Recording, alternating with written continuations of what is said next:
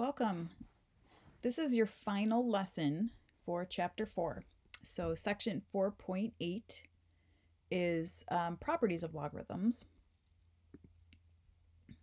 And the last video kind of covered what a logarithm is. So now we're going to use properties and get into graphing logarithms at the end. Here's what I'd like you to start with though. If you want to pause the video and just start with this warm-up. This correlates to yesterday, maybe a slight challenge in this one, but see if you can solve this equation for x.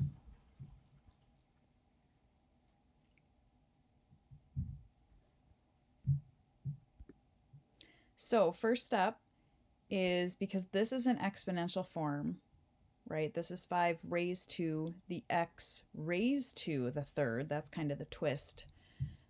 Of course, you could guess and check, right? Just like try to, or graph it on your calculator and find the intersection. But if you need to show your work algebraically, because this is an exponential form, we can put it into logarithmic form to try to solve for this. So because the first base of the exponential function is 5, I can put this into logarithmic form. So I can do log base 5, because this base is 5, and then swing over, so log base 5 of 246, and that's going to equal the exponent, and the whole exponent is yet another exponent, so that's okay, x cubed.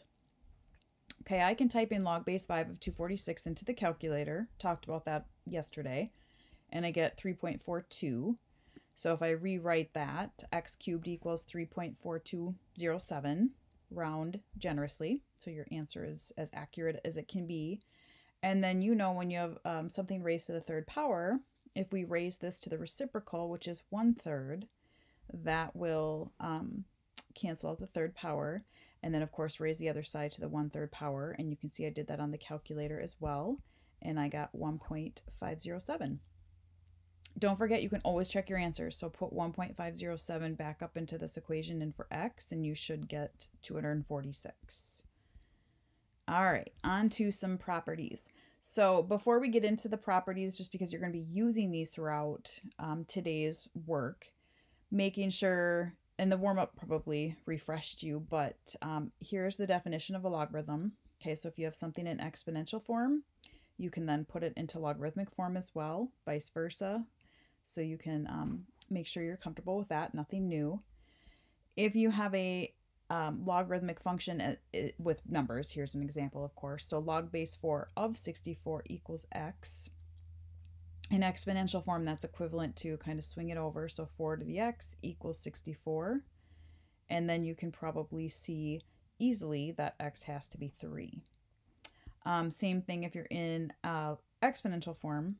You can put it into logarithmic form by translating the base. So base of 2, log base of 2. And then again, this kind of swings over as well. So log base 2 of 32 equals 5.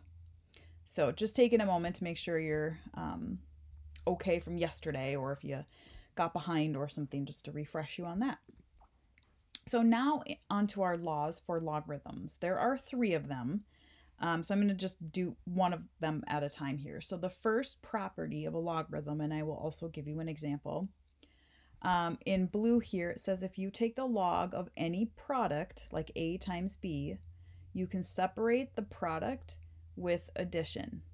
So I can write log of A plus log of B. Now notice when you use this, it expands it. So the one log here with the product expands and separates into 2 separate logs. So you do log of just A and log of just B.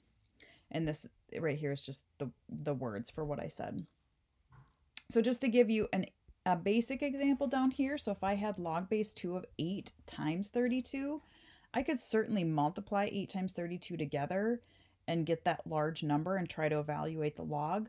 But if I couldn't use my calculator, easier would just be to use these laws. So if I take the law, because this is a product, I can separate the product with addition. So I can do log base 2 of 8 plus log base 2 of 32 separately, rather than multiplying them together, right?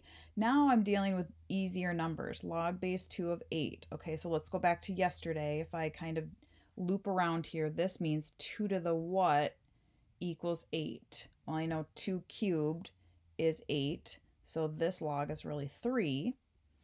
This log, again, if I loop around, 2 to the what is 32. Well, 2 to the 5th is 32. So I know that this one, log base 2 of 8 is 3. Log base 2 of 32 is 5. And 3 plus 5 is 8. So just a quicker way, if you're comfortable with logs, that is, a quicker way to evaluate this using the product rule.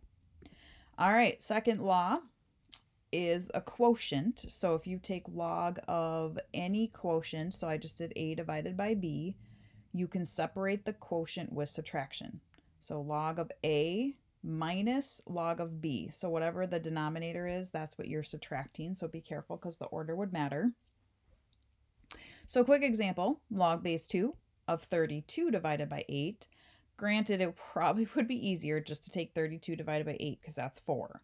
And log base 2 of 4 is 2. Like, that was pretty easy to do in my head. But if I wanted to use the quotient property, it says I can separate the 32 and the 8 with a difference. So log base 2 of 32 minus log base 2 of 8. And then I can evaluate the logs separately. So log base 2 of 32, we just talked about both of these. This one is 5, this one is 3, and 5 minus 3 is 2. All right, last property is the power property. So if you have log of a raised to the power of c, you can expand on it by multiplying the power out in front of the log. So c times the log of a. An example down here, if you look at log base 2 of 8, do you know what that equals, by the way? 2 to the what is 8? Like, I already know that that answer is 3. Okay, but I want to use the power rule to show that I could expand on this to also get 3. Well, there is no power. There's no power here. Well, there is. There's a power of 1, right? But that doesn't really change anything. So instead, I'm going to rewrite 8 so that I can see a power. So 8 is what to what power? 8 is 2 cubed, right? So if I just rewrite that, 8 is 2 cubed. Now I see this power. That's like my c up here. I can bring that 3 out front. So 3 times log base 2 of 2. Now, do you know what log base 2 of 2 is? 2 to the what equals 2. This is really just number 1. So 3 times 1 is 3. So kind of a cool application. Now, those are really basic examples. I'm going to do several more that get more detailed. Okay, so you will be asked to use these laws to condense and expand. So let's condense this log. So take a second and look at it. We have 1/3 times log base 4 of x minus log base 4 of y. I should comment because I haven't yet said this, but your bases here need to be the same in order to use these laws. They can't be different. So, okay, great. They are. So first option on this one is, I'm going to just go this way first. Okay, so your first option is this number out front of a log is a power. So if you take the 1/3 and bring it back to be an exponent, okay, so I'm using the power property, and you can use them both ways. You can expand them or condense them. So I brought this to the x, and because there's parentheses around this whole thing, that means this 1/3 power also goes to the y. Okay, so you can kind of take a peek at that. Then notice you have subtraction, right? And subtraction is the quotient property. So hopefully you wrote these down. If you didn't, maybe pause the video and go back and write down the 3 properties. But subtraction means quotient. So I'm going to divide the x and the y. And when you condense these, every time you condense, you 2 things, you get rid of a log. So notice I went from 2 logs to 1 log, and I took x to the 1/3 divided by y to the 1/3. And that is condensed once you get down to 1 log. Okay, a different route that maybe you were thinking about is just dealing with the parentheses first. So because I have subtraction, I can take x divided by y. So I did that over here. Kept the 1/3 out front. Now the power out front, I can bring in the multiplier out front, excuse me. I can bring in and make powers of both x and y though because of the parentheses. So you end up with the same answer, of course, because then you distribute the 1/3 to both. And either direction you approach this question, you should get to the same condensed version. Okay, so that's an example of condensing. You try this one. So pause the video and see if you can condense this.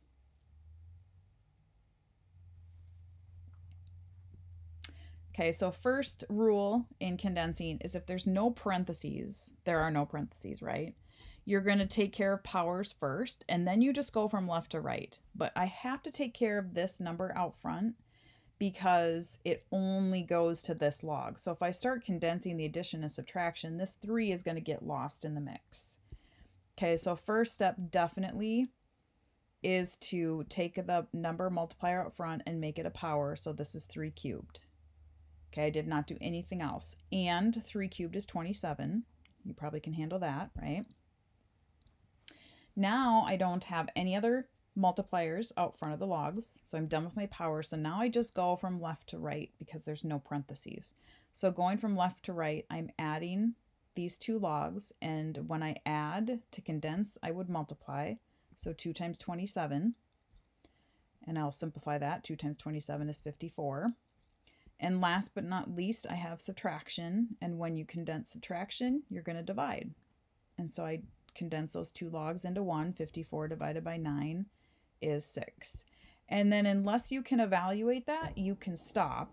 So remember, the log without a base has a base of 10, and 10 to the what power is 6. I have no idea without my calculator.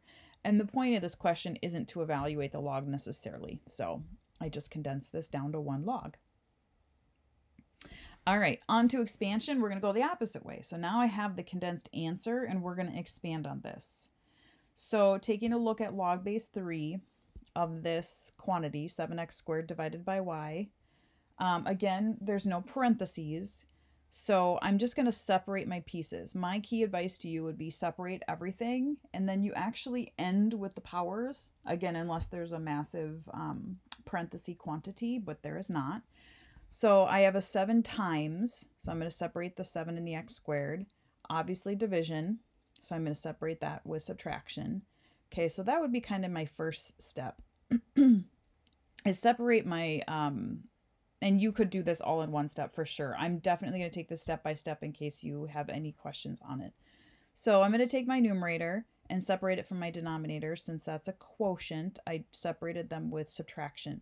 Every time you separate a product, a quotient, you have to bring in another log, right? So it's log base 3 of this minus log base 3 of this. Okay, now I can separate my 7 times x squared, and it's a product, so I'm going to separate it with addition. So add in another log, right? So log of 7 plus log of x squared minus log of y. And then last, and it should be the last thing you do, is take care of this power. Hopefully you didn't think to do that up here, because if you bring the 2 out up here, then you're saying that all of this is squared, but only the x is squared. So that is really critical. So this 2, I'm going to bring out front of only that log and multiply. And that is expanded. And you can double check. There's no other products here, here, no other quotients, no other powers, so you are good. All right, you try this one. And this one is a little more tricky. Before you pause the video maybe and try this, take a look at this. This, because the whole quantity here is in a 5th root. This is the 5th root, by the way. So maybe the first thing you would want to do is change all of this quantity and raise it to the 1/5 power. So if I could give you a little hint there before you pause the video, that's what I would recommend, is change your radical to a power. Because you know with laws, you have a power rule, and you don't have a radical rule, although a radical is a power in hiding. Okay, so now pause the video and see if you can expand on this one. Okay, let's see how you did. So you could do this 2 different ways. Okay, you could just work with the stuff inside the parentheses for sure and expand on it. I personally would probably bring that 1/5 power out first because it's kind of the glue that's holding everything together. And I want to get rid of that glue because I want to expand it. So I would take this whole power of 1/5 and bring it out front since it's a power to all of this stuff, right? So 1/5 times the log base 2 of that stuff still. Okay, now inside the parentheses, I have a product between the x and the y. I have a quotient. I have yet another power. Okay, so I'm going to separate the quotient. Just get rid of that fraction first. Actually, I lied. I did 2 steps in one, but I bet you can handle that. So I separated the x times the y to the 4th with addition, right? Product here means addition, sum. So x plus y to the 4th. And I subtracted with the quotient law. So divided by 16 changes to subtraction of log of 16. Notice with every product and quotient, I brought in a log. Okay, the only other, this log is done. X can't be condensed any or expanded any further. Y to the 4th, there's another power. 16, debatable. I could just leave that, or I could change 16 to like 2 to the 4th. I won't go there quite yet. Okay, so I'm going to bring this 4 out front, right, because it's a power. And then from there, you could, you actually could probably leave it at this step, or this 1/5 power, now that everything inside is expanded, you could distribute the 1/5 to every single log, right? So 1/5 log of x, 1/5 times 4 is 4/5, be careful there. And then 1/5 times the log base 2 of 16. Last step, which I actually did not show, but again, log base 2 of 16, 2 to the what is 16, that is 4. So this quantity is really 1/5 times 4, which would be 4/5. And I think that would be a great idea for you to simplify that. All right, so quick recap before we move on to graphing. This lesson's a little bit more material. So you have your 3 properties. If you didn't write these down already, maybe pause the video and jot these down. Otherwise, they're in your textbook as well.